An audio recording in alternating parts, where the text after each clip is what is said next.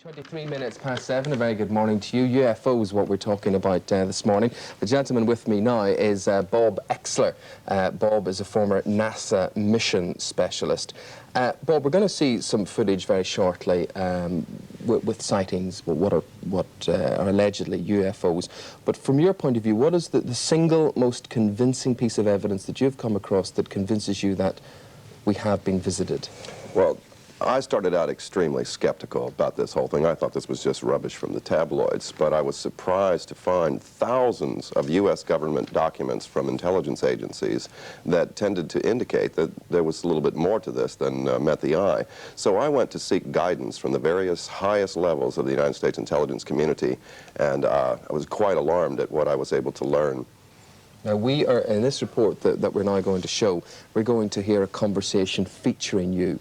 Tell me the context of that conversation. Well, I had contacted Admiral Bobby Ray Eamonn, who was the head of the National Security Agency in the United States, Deputy Director at CIA, Director of Naval Intelligence, and a variety of intelligence posts, a technologist, and clearly someone that if this was really accurate, that there really were UFOs and non-human intelligence around, this is a man who had to know. Mm-hmm. So I was able to contact him thanks to a contact through Admiral Lord Hill Norton here in the UK.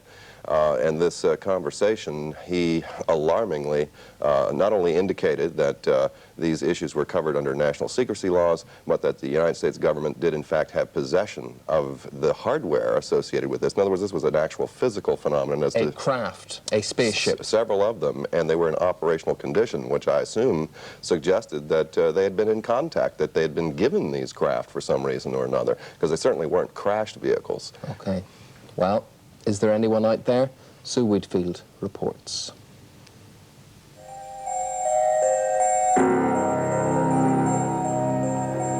Houston, this is Discovery. We still have the alien spacecraft under observance.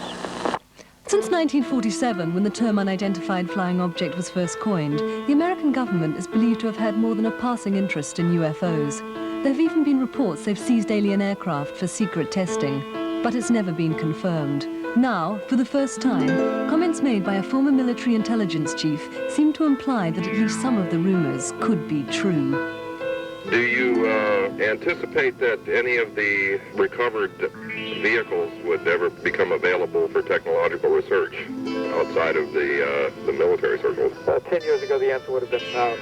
Yeah. Whether as time has evolved, they're beginning to become more open on it, is a possibility. A short time later, Bob Oechsler received this call. Mr. Oechsler, this is Tom King in Admiral Eamonn's office. Yes, you would be breaching confidence and/or violation of the secrecy laws in discussing his involvement in any matter. I heard what you said earlier, but obviously the big problem always is the pictures are never conclusive. The pictures, yes, are not conclusive, but when you get involved in an investigation and you find the extraordinary physical evidence left behind, and you talk to the witnesses, medical doctors, officials of governments and so forth, and one of the cases that we had just seen some video from, there was a Canadian official who was actually taken on board the craft. When you subject these areas of testimony to lie detectors, polygraph exams, using the kind of technology that we have to determine whether someone's actually telling the truth or not, the results become absolutely nothing short of alarming. Okay, if these governments, the Canadian government, the American government, if they are in possession of spacecraft, if they have made contact with aliens, why don't they tell us? What I was able to learn is that the issue of secrecy dates back into the early 1950s, and in 1959, actually, NASA had a study conducted by the Brookings Institution in Washington, D.C., addressing the issue of whether this alarming issue of a confrontation with an extraterrestrial culture should be released to the public, this information. It was determined that there would be grave consequences for just an overt public pronouncement by government government officials. So a determination... What does that mean? We would all panic? Well, not necessarily just panic, but the issues that it presented, not only theology, but issues involving economics, standards of monetary concerns. If you acknowledge type of technology that renders fossil fuel-related industries obsolete, yes, for example, you have grave consequences economically all the way around the world. Of course you do. All our values are rendered so useless and worthless then, yes. The determination was made that the only way to avoid this chaos would be through a slow indoctrination process over a matter of decades. Okay, well, Bob Oechsler, we'll talk more in depth later on in the programme. You'll be back here about 8:45 this morning, so look forward to that. But for the moment, thank you. Right, it's 8:46. Well, if you're one of those people who stays awake at night, have you ever seen one of these? More.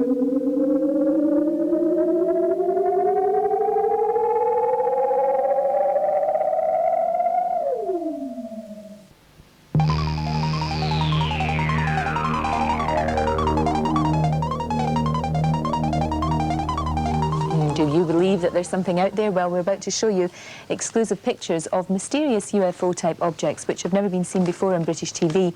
Sue Woodfield's report also shows how seriously the American government take the issue, with a recording between a former NASA scientist and a CIA chief.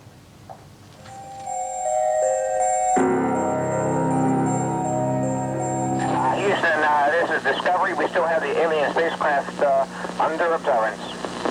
Since 1947, when the term unidentified flying object was first coined, the American government is believed to have had more than a passing interest in UFOs.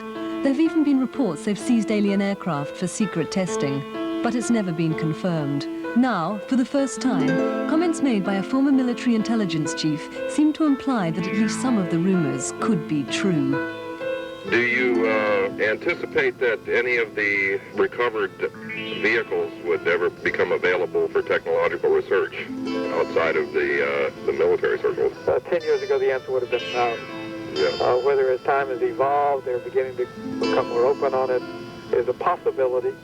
A short time later, Bob Oechsler received this call.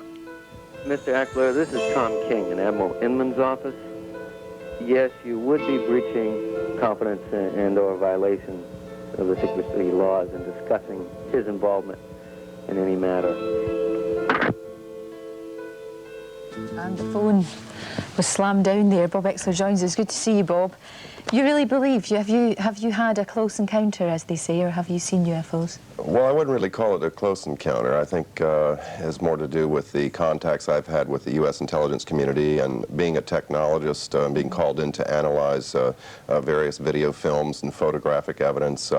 It's quite conclusive to me. I have, in fact, seen with my own eyes on quite a number of occasions, well over 20, at very close range, a number of these vehicles. It's quite extraordinary technology. Anybody interested in technology would be, it's like a kid in a candy store, really. And there's no way that you could be mistaken and it could have been an airplane, helicopter, or something of that nature? Well, Admiral Eamonn convinced me that these vehicles were not manufactured by human technology, so that's pretty conclusive for me.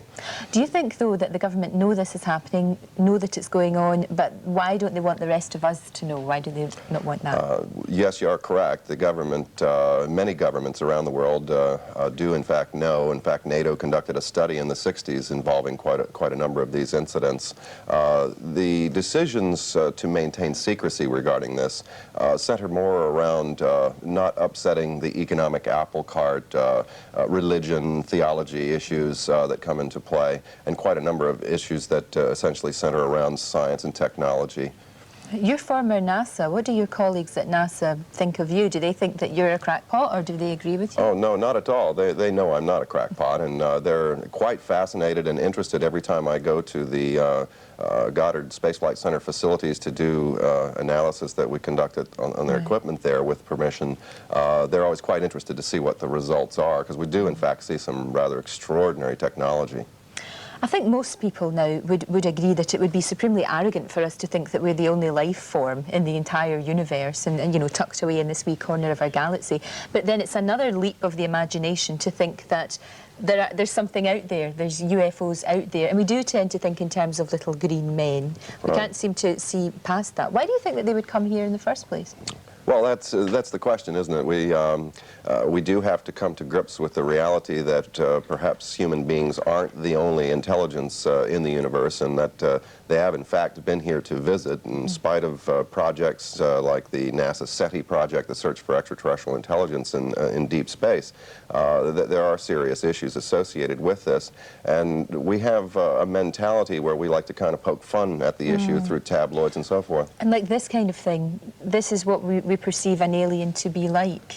Well, these are actual photographs taken from a case up in Canada that have indeed been authenticated by a Canadian government official who was taken on board the craft and apparently had some form of telepathic communication with the occupants, the pilots of the vehicle, as you might say.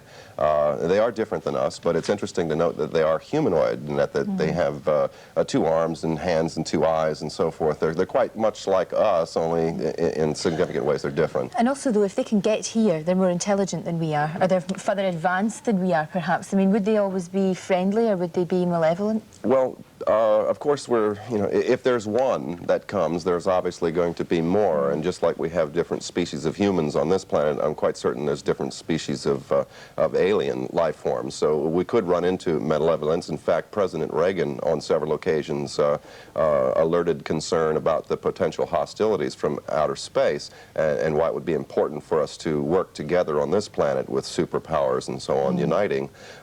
Clearly, the problem that we're confronted with here is that although technologically these beings may be more intelligent than us, we appear to be more advanced in areas of civility. We have emotions and things like that, and we have concern for our fellow man, whereas that doesn't seem to be the case necessarily in some of these other cultures.